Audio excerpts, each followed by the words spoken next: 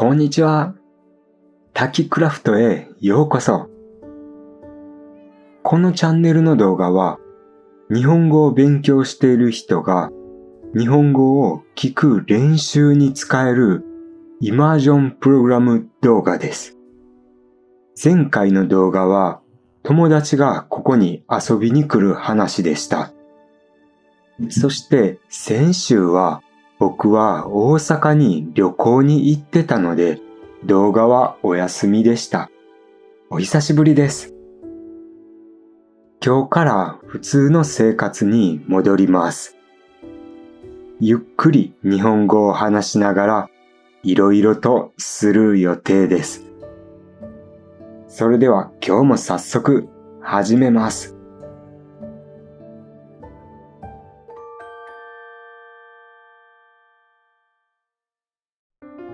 まずはネームタグを使って犬さんに名前をつけます。あった。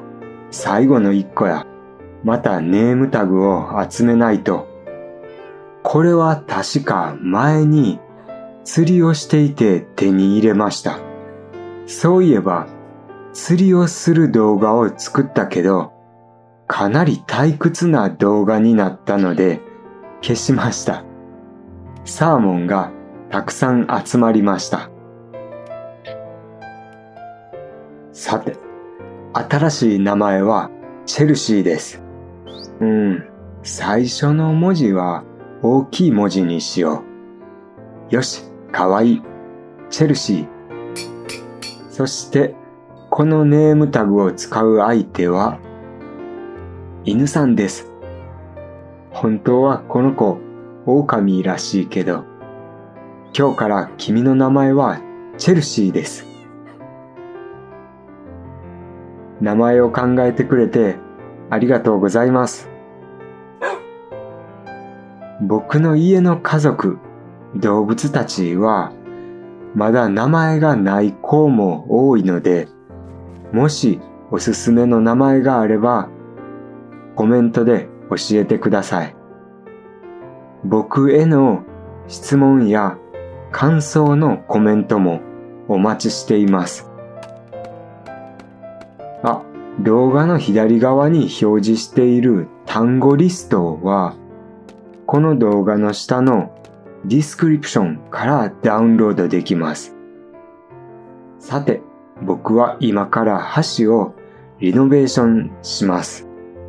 この前マングローブを探す旅で見つけた赤い木、マングローブの木を使ってこの橋を赤に変えます。皆さん、僕の話す日本語はわかりますか？わかるを少し難しい単語で理解すると言います。イマージョンでは理解できるリスニングが大切です。僕は英語の勉強を始めてから1年と8ヶ月くらいです。主に単語と英語の YouTube を英語字幕で見ています。今はゆっくり話す英語の YouTube 動画を 70% くらい理解できるようになりました。でもこの前レストランで近くに外国の人たちがいて英語を話してたから僕は聞こうと努力したけど 3% くらいしか理解できませんでした。僕の言語学習の長い旅はまだこれからです。うわ、めっちゃ雨が降ってきた。お昼なのに真っ暗や。うお、雷。すっごい。めっちゃ雷。雨もすごいし、嵐や。ちょっと村の人の家を借りて寝よう。この世界では嵐の日に寝ると晴れます。おはよう。晴れたかな？あれ？おお、晴れた。虹や。綺麗な空です。いいものを見れました。さて、村に川を作ってから家を建てよう。さっきの話の続きやけど、イマージョンプログラムで見た YouTube の動画をどのくらい理解できるか。例えば、日本語の字幕をつけた僕の動画を見て、もし 10% くらいしか理解できなかったら、その時は単語の勉強をたくさんすると良いです。僕は1年以上前、アダム&MJ という英語の YouTube を 2% くらいしか理解できませんでした。でも今は 40% くらい理解できるようになりました。僕がやってる言語学習の方法は暗記で単語と英語の YouTube を見るだけです。そして Speak English with Tiffany という YouTube は 70% くらい理解できるようになりました。理解できる割合が増えると勉強が楽しく感じます。言語の勉強は何年も長い時間がかかるので、できれば楽しい方がいいですよね。ところで、今さっきここに新しい川を作ったけど、このゴーレムさんずっと泳いでる。暑いんかな？今は9月。先月と比べると暑さがマシな気がする。このマシという単語は危険な単語です。これを調べたらベダって書いてあったけど、これは例えば風邪の症状がマシになるとか。でもマシは結構ネガティブな意味もあって、例えば男の人が2人いてどっちがかっこいいって話の時、右の方がマシって言うと失礼な気がする。どちらも悪いけど右の方がマシって感じ。ちなみにマシだと何かが増える感じがします。ちなみにこれは野菜マシマシのラーメンです。同じ発音のマシとマシ。日本語は難しい。ウェブのディクショナリーで調べると、悪い意味のマシもマシって書かれてました。でもネガティブのマシをマシとは僕は書かないです。さて、話をしている間に家が完成しました。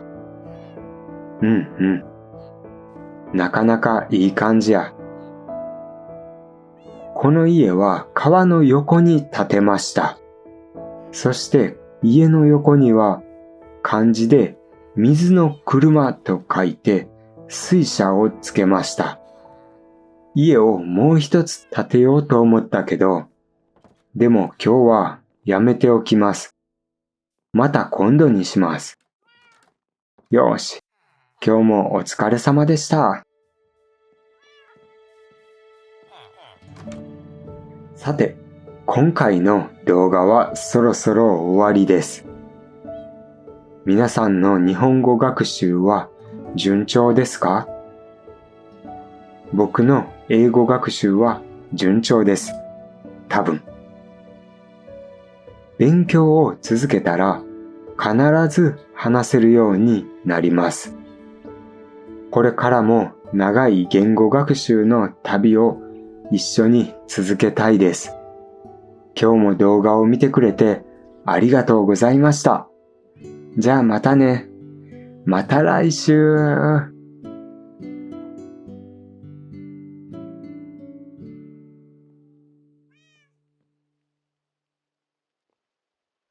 あれ？まだいる？まだ見てますか？ようこそ。ここからはストーリータイムです。いつもより少し早く、より自然に日本の友達と話すように少しだけ話をします。もし聞き取れなくても全く心配しなくて大丈夫です。あれは確か今から1年半くらい前の寒い日でした。ネットでこんな感じの興味深いポストを見かけました。一緒にチームラボに行く人、誰かいませんか？3人で行く予定が1人だけ来れなくなったみたいです。知らない外国の人に会うのは少し怖かったけど、でも僕はすぐにメッセージして行きました。その時僕はまだ英語を全然話せませんでした。でもニューヨークから来た彼は確か3年くらい日本語を勉強していて、僕らは日本語で話しました。時々わからない単語が出てきたけど、調べながらほとんど問題なく話せました。めっちゃ楽しかったし、本当に感謝しています。すごく緊張したけど、行ってよかったです。次に会うまでに僕はたくさん英語を勉強して、急に英語を話して驚かせようと思います。よし、今度こそ本当に今日の動画はここで終了です。じゃあまたね。最後まで見てくれてありがとう。